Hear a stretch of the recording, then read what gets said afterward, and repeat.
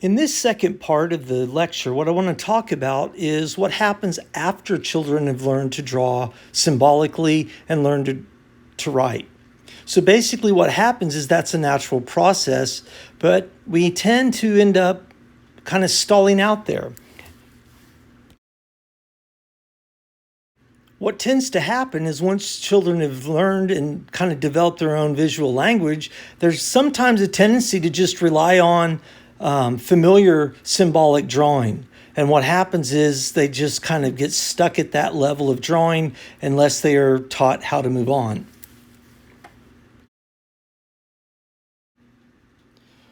A woman named Mona Brooks actually studied this phenomenon in children's drawings, and she found that if children are not taught to draw realistically, basically three things tend to happen.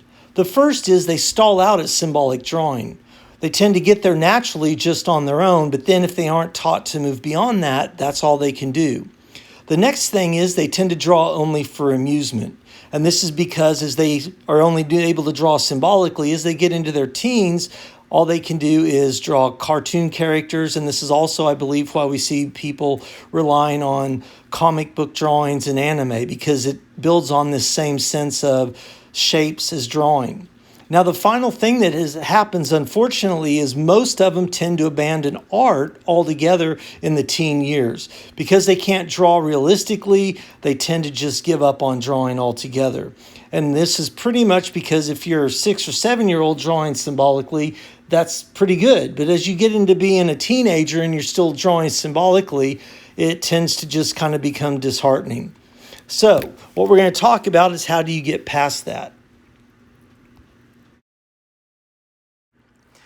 Fortunately for us, she came up with a solution. She found that basically, in order for children to learn to draw realistically, they only need to be taught three basic things. Obviously, it can be, a lot more complicated to develop this, but there's only three things to really emphasize.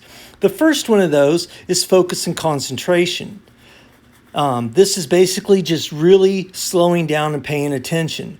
The next one is how to analyze shapes. As we know, we naturally learn how to use shapes and recognize shapes and to draw shapes. What we're going to do is now recognize how the use of shapes can be implied to understanding what we're trying to draw that's real. And the final thing is to basically just pay attention to details. As you start to analyze shape and build a form, you just slowly observe the details and add those things in one at a time. And that's basically a simplified way of doing this. But the actual...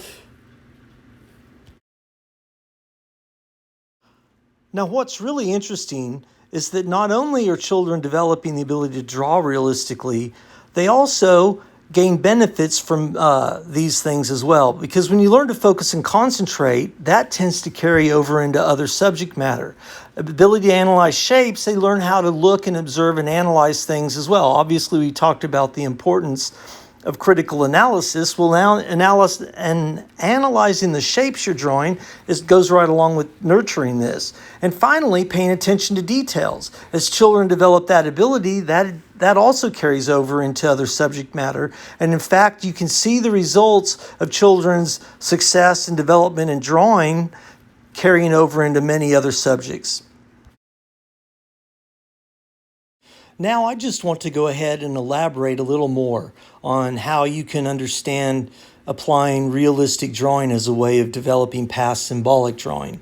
Now, what we want to think about is the way our mind interprets things. Our mind, if we're not taught to draw realistically, tends to interpret the world very symbolically.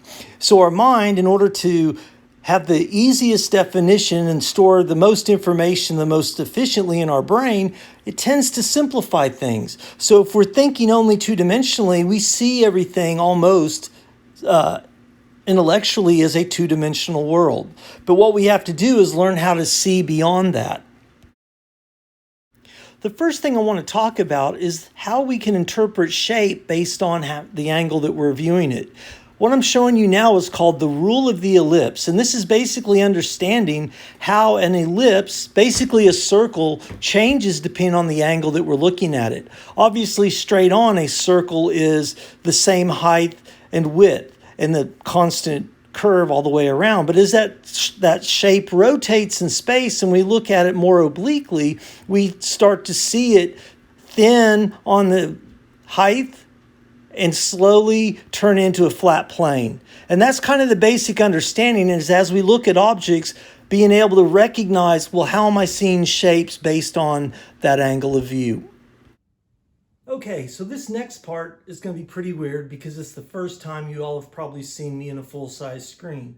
But what I wanted to do is show you in person with a demonstration of how in the world do we apply that understanding of shape when we're drawing. So just a quick example, just to give you an idea.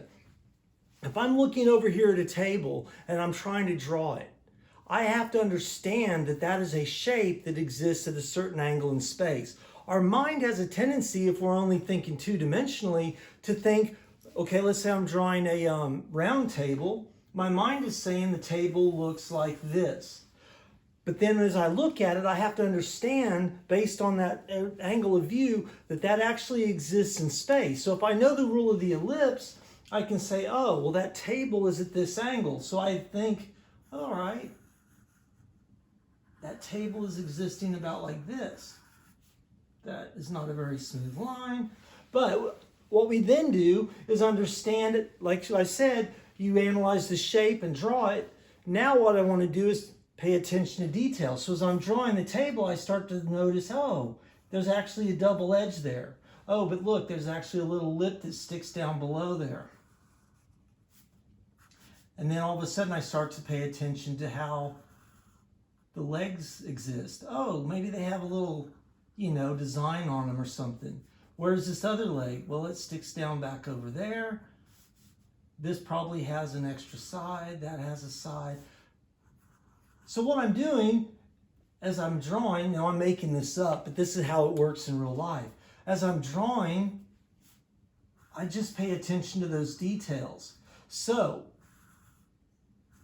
my mind might say, oh, that's a table of legs. This would be a very efficient example of a symbolic table. But as I learn to draw and recognize how much more information and complexity there is, I slowly can draw more. Now, the one thing that I want to tell you is children don't need to learn this until probably upper elementary. I'm not sure exactly the ideal age, but I would say definitely 4th grade, you start introducing it. When I was teaching 6th grade, I would give assignments to have students draw a can or a bottle and design it as their own drink. That was a great assignment, by the way. Y'all can use that. They were first supposed to design the bottle and come up with the name of the drink, and then they would design the advertising poster. So what would happen is those children would basically, well, I'm drawing the right way. Let me draw it this way. Basically, a lot of them drew a can like this. And you think, oh, that doesn't look right. Well, the reason is that's a very, very good symbolic can. We've got the circle. We understand that a cylinder is based on a circle. You've got the parallel sides. Brilliant, symbolically, that carries that meaning, and it sits on a flat surface. So basically, this is an extremely efficient symbolic can. But the thing is, when we start to learn how to draw realistically, again, rule of the ellipse, what's the angle of that lid? We know it's got the sides.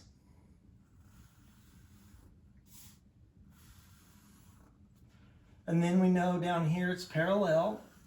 Now, as we pay attention to detail, we know that a can has that little lip. You can see it on this side too. If it's open, you've got the opening, and then you've got the pop top, which luckily they don't come off like they did whenever I was a kid. Color that in. There's a little lip here, and there's actually a lip there.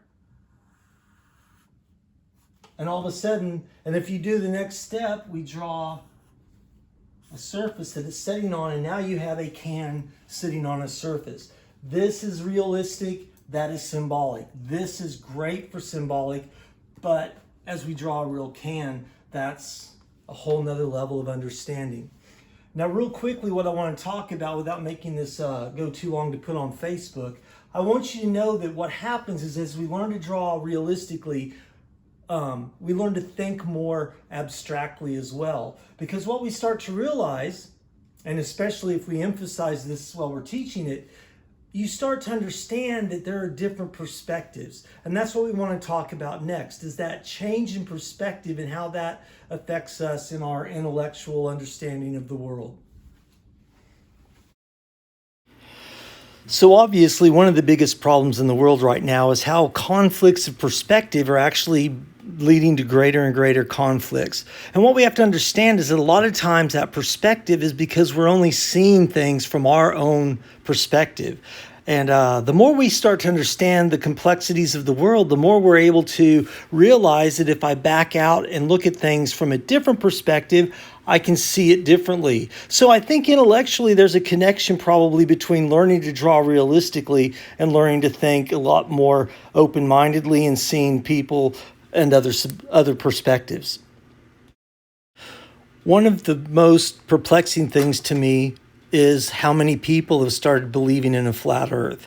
And basically from watching a lot of the videos, what I realized is that most flat earthers, I think they still think in a very 2D world. They think of the world in a symbolic way, and their perspective of the world seems to, reinforce that. We see the flatness of the earth. The sky seems very simple, like it's a single surface above us. And that's basically thinking 2D.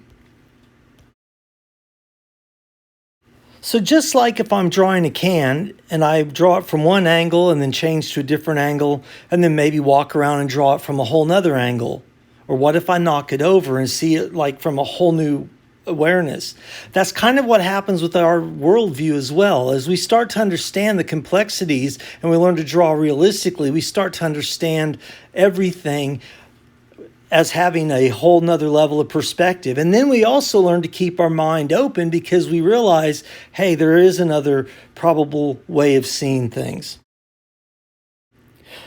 And finally, just as we can change our perspective of what we're drawing by just simply changing our angle of view, the same thing intellectually happens as we exist in this world. We basically understand that as we explore and expand, we're able to incorporate that into our new perspective. And I do believe there's probably a direct correlation between learning to draw and learning to think of the world in this more fluid and complicated way.